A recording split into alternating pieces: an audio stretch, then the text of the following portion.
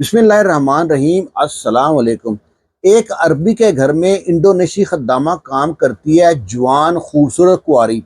اسی گھر میں ایک بنگلہ دیشی کام کرتا ہے جو ہاؤس ڈرائیور ہے۔ انڈونیشی کی جو میڈم ہے، اسکول ٹیچر ہے، وہ جو اس کا کفیل ہے وہ کمپنی میں کام کرتا ہے۔ یہ دونوں کام پہ چلے جاتے۔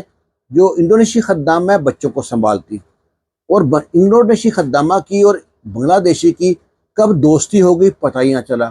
دوستی پھر پیار میں بدل گئی، اور پیار کب جو ہے شہوت میں بدلا ان کو خبر ہی نہ ہوئی۔ اب یہ سال ڈیڑھ سے ایک دوسرے کی شہوت دور کرتے۔ اسی دوران خدامہ کہتی ہے کہ میں حاملہ ہوں۔ اب تو دونوں کے ہاتھ پاؤں پھول گئے۔ پرایا دیس ہے جہاں پہ قانون بڑا سخت ہے۔ اب دونوں بڑے پریشان۔ جو بنگلہ دیشی ہے اس کا کوئی دوست تھا جو میڈیکل میں کام کرتا تھا، اس کے جا کے ہاتھ پاؤں جوڑے کہ مجھ کو بچا لے، میں بڑا برا پھنس گیا ہوں۔ وہ اس کو گولیاں دیتا ہے، وہ بتاتا ہے کہ اس طرح گولی کھانی ہے۔ یہ گولی لا کے دیتا ہے خدامہ کو جو انڈونیشیا کی ہے۔ وہ 2 خوراک کھاتی ہے، حمل ضائع ہو جاتا ہے۔ یہ دونوں بڑے خوش ہوتے ہیں، شکر ادا کرتے ہیں اور کہتے ہیں آئندہ نہیں کریں گے۔ کچھ دن تو برداشت کر لیتے ہیں۔ اب یہ جو زنا ہے نا، اس کی لت لگ جائے نا حرام کام کی، بندہ جلدی باز نہیں آتا۔ یہ کہتے ہیں اب ہمیں ڈر کس بات کا، ہمارے پاس تو گولیاں بھی ہیں۔ یہ دوبارہ جو ہے نا اپنی شہوت دور کرتے رہے۔ کئی مہینے سال تک ہو گیا کہ اپنا زنا کرتے رہے۔ اسی دوران انٹری ہوتی ہے تیسرے بندے کی۔ ایک نا حافظ قرآن انڈیا کے بھائی صاحب تھے، اللہ تعالیٰ نے ان کی زبان میں بڑی تاثیر بخشی تھی۔ انسان تو بھٹک سکتا ہے نا، انسان خطا کا پتلا ہے۔ وہ ایک مسجد میں نا کبھی کبھار جب قاری صاحب نہ آتے وہاں پہ جماعت کراتا۔ جو وہ جماعت کراتا نا، عربی لوگ بڑے خوش ہوتے، اس کی بہت تعریف کرتے کہ اللہ نے تمہاری زبان میں بڑی تاثیر بخشی ہے، تمہاری زبان میں قرأت کتنی اچھی لگتی ہے۔ ایک عربی کہتا ہے کہ میرے گھر میں میرے بچوں کو پڑھا دیا کرو، وہ کہتا ہے ٹھیک ہے۔ دونوں میں پیسے طے ہو گئے۔ اب یہ جو انڈین ہے پڑھانے جاتا ہے عربی گھر پہ۔ جب پڑھانے جاتا ہے تو وہاں پہ اکثر دیکھتا انڈونیشی خدامہ کے اور بنگلہ دیشی کے چونچلے، اور اس کو بھی نا اس انڈونیشی خدامہ کی شہوت آ گئی۔ اس کے ذہن میں بھی غلط خیال آ گئے خدامہ کے بارے میں۔ یہ عمر میں بھی بڑا تھا لیکن شیطان ورغلا دیا اس کو۔ یہ بھی آہستہ آہستہ اس کے ساتھ چھیڑخانی مذاق کرتا۔ انڈونیشی خدامہ بھی فل لائن دے رہی اس کو۔ آہستہ آہستہ ان کو ایک دن موقع مل گیا۔ اس نے پہلی بار زنا کیا خدامہ کے ساتھ۔ جب ایک بار کیا، پھر جب موقع ملتا یہ اس سے زنا کرتا۔ ایسے کرتے کرتے جو خدامہ ہے وہ انڈونیشی، وہ اس کو بھی بتاتی ہے اور بنگلہ دیشی کو بھی بتاتی ہے کہ میں تو حاملہ ہوں۔ اب جو بنگلہ دیشی تھا وہ جاتا ہے اپنے دوست کے پاس، یار پھر غلطی ہو گئی ہے۔ وہ دوبارہ اس کو گولیاں دیتا ہے۔ وہ گولیاں لے کے آتا ہے، خدامہ کو دیتا ہے۔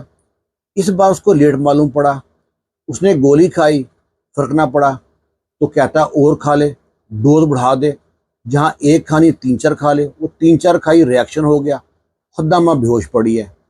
خدامہ کو بے ہوش دیکھ کے یہ پریشان ہو گئے۔ وہ بڑی کوشش کرتے ہیں اس کو ہوش میں لانے کی۔ اتنے میں گھر کی مالکن آ گئی جو اسکول گئی ہوئی تھی بچوں کو پڑھانے کے لیے۔ وہ دیکھتی ہے خدامہ بے ہوش پڑی ہے، فون کرتی ہے ہسپتال میں، ایمبولینس آتی ہے، اس کو اٹھا کر کے جاتی ہے۔ اور وہاں پہ چیک کرنے کے بعد ہاسپٹل سے فون آتا ہے کہ آپ کی جو خدامہ ہے اس کا شوہر یہاں پہ ہے۔ وہ کہتے ہیں نہیں، کہ آپ کی خدامہ تو پریگننٹ ہے، حاملہ ہے۔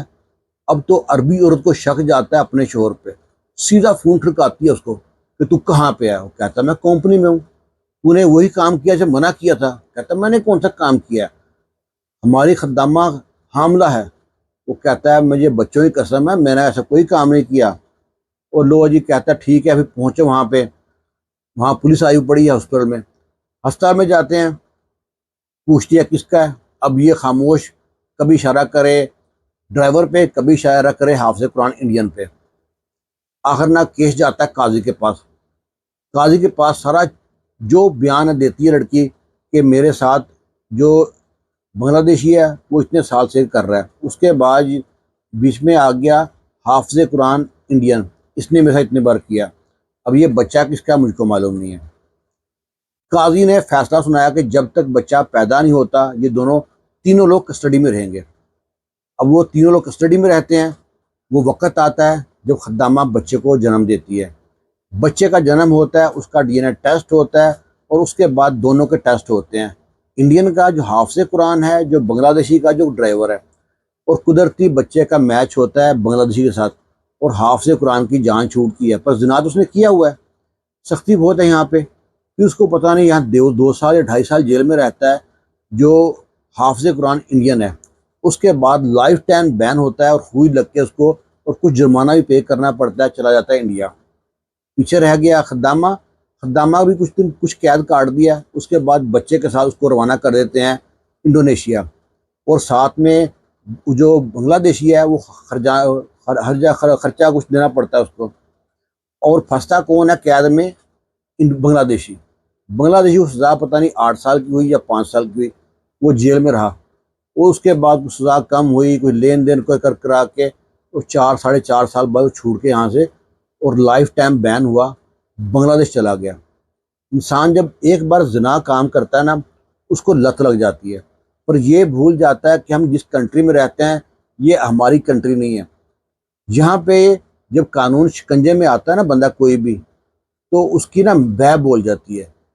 تو کوشش کریں، انسان ہے، مرد ہے جو عورت کوئی بھی ہے، اس کی نیڈ ہے، لیکن اپنی خواہشات کو دبا کے رکھیں، اپنی شہوت کو اپنے کنٹرول میں رکھیں، ورنہ آپ کے ساتھ بھی یہ معاملہ پیش آ سکتا ہے۔ اس ویڈیو کے بارے میں آپ کی رائے کا انتظار کریں گے۔ خوش رہیں، شاد رہیں، آباد رہیں۔ اللہ حافظ۔